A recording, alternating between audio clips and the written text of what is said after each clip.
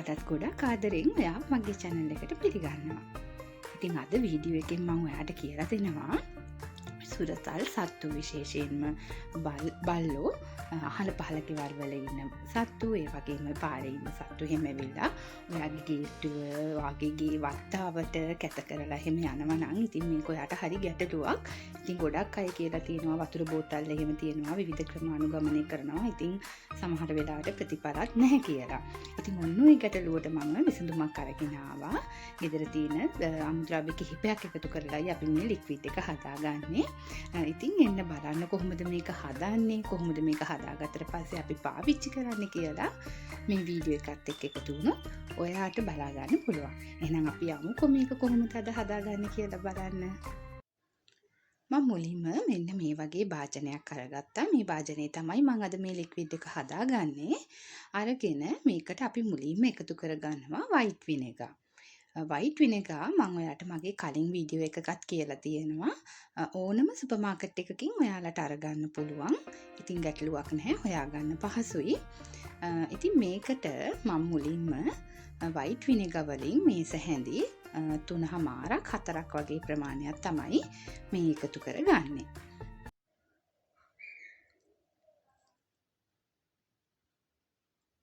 හරි, අපි වයිට් විනෙගර් ටික මෙන්න මේ විදිහට එකතු කරගත්තා. ඊට පස්සේ අපි මේකට එකතු කරගන්නවා දෙහි, ලෙමන්, අර චූටි නාරං, එහෙම නැත්නම් ඇඹුල් දොඩම්, ඔය ඕනම જાතියක පැංගිරි කුලේ ඕනම දෙයක යුෂ ටිකක් තමයි අපිට මේකට එකතු කරගන්න ඕන. ඉතින් දෙහි පොඩ්ඩක් මේ දවස්වල මිල අධික නිසා මම අපේ ගෙදර තියෙන අර චූටි නාරං එකෙන් ගෙඩි 5ක් 6ක් විතර අරගෙන ඒකේ යුෂ ටික තමයි මේ එකතු කරේ. ඊට පස්සේ අපි මේකට එකතු කරගන්නේ ගම්බිරිස් කුඩු වලින් තේ හැඳි 2මාරක් වගේ ප්‍රමාණයක්.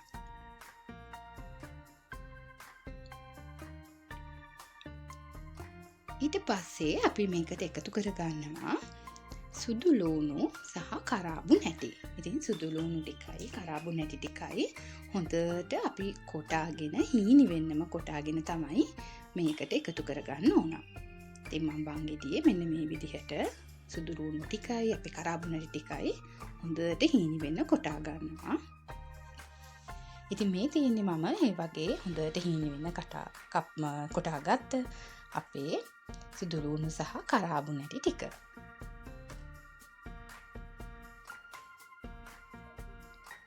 ඊළඟට අපි මේකට එකතු කරගන්න ඕන වතුර මිලිලීටර් 750ක් හෝ ලීටර 1 වගේ ප්‍රමාණයක්. ඉතින් මම අද එකතු කරන්නේ වතුර මිලිලීටර් 750ක වගේ ප්‍රමාණයක්.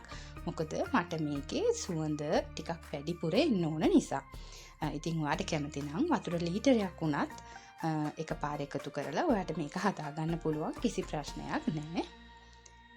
ඉතින් වතුර ටිකත් මෙන්න මේ වගේ මම මේකට එකතු කරගත්තා. ඊට පස්සේ අපි මේ එකතු කරපු හැම දෙයක්ම හොඳට කලවම් වෙන්න අපි එකපාරක් හොඳට මෙන්න මේ විදිහට කලවම් කරගන්නවා. දැන් අපේ ලික්විඩ් එක ලෑස්ති. අපි බලමු මේක කොහොමද පාවිච්චියට ගන්න කියලා. ඉතින් මම මෙන්න මේ විදිහේ පාවිච්චි කරන්න නැති බෝතලයක් අරන් ඒකේ මූඩිය ඉස්සරහ පැත්ත සිදුරු කරගත්තා. ඉතින් මේක සිදුරු කරගන්න එක හරි පහසුයි. ස්ප්‍රේ බොටල් එකකින් මේක ස්ප්‍රේ කරන්න යන්න එපා. මොකද ඒක ටිකක් ප්‍රායෝගික නැහැ. ඒ නිසා මෙන්න මේ වගේ බොටල් එකකටම දාලා ඔයාලා පාවිච්චියට ගන්න. ඊට පස්සේ මෙන්න මේ විදිහට පුනීලයක් තියලා අපි හදාගත්ත ලික්විඩ් එක සම්පූර්ණම මේකට එකතු කරගන්නවා.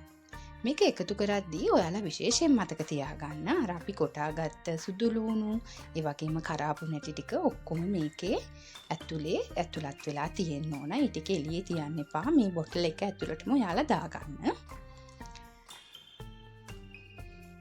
ඒ විදිහට දාගත්තට පස්සේ මේ ඔයාලා හදාගත්ත එක දැම්ම පාවිච්චියට ගන්නේ නැතුව පැය 8ක් හෝ 10ක් මේකේ මේ විදිහටම තියලා තමයි අපි පාවිච්චියට ගන්න. ඉතින් ඔයා රෑ හදාගත්තොත් මේක ඔයාට උදේට පාවිච්චි කරන්න පුළුවන්. ඉතින් ලේසියෙන්ම හදාගෙන පාවිච්චි කරන්න පුළුවන් දෙයක් නිසා ලොකු කරදරයක් නෑ.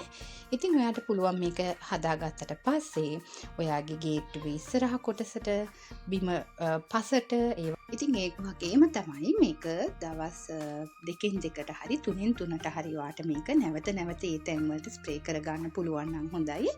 ඉතින් මේ සුවඳට මේකෙන් නිකුත් වෙන සැර සුවඳට බල්ලු කැමති නැහැ. ඒ සුරතල් සත්තු කැමති නැහැ. ඉතින් එයාලා ඇවිල්ලා ඒ තැන්වල කැත කරන එක අනිවාර්යයෙන්ම නවතිනවා. ඉතින් ඒ වගේමයි වැස්ස දවස්වලට වා මේක පොළවට ඉහින්න එපා. ඒක තේරුමක් නැහැ. හොඳට ආයි වැස්සෙන් පස්සේ පෑවුවට පස්සේ පොළවට ඔයා මේක හොඳට නැවතත් ඒ තැන්වලට ඉහ ගන්න. ඉතින් ඔයාගේ මේ ගැටලු වලට සාර්ථක විසඳුමක් මේකෙන් ලැබෙයි කියලා මම අනිවාර්යයෙන්ම හිතනවා. ඉතින් අද වීඩියෝ එකටත් ඔයා කැමති නම් කමෙන්ට් එකක් දාන්න, ලයික් එකක් දෙන්න, වීඩියෝ එක වැදගත් නම් තව කෙනෙක්ට දැනගන්න ෂෙයා කරන්න. එහෙමනම් ඉතින් තවත් අලුත් දවසක තවත් අලුත් වීඩියෝ එකක් අරගෙන මම ඔයාලව බලන්න එන්නම්. එතකන් ගිහින් එන්නම්.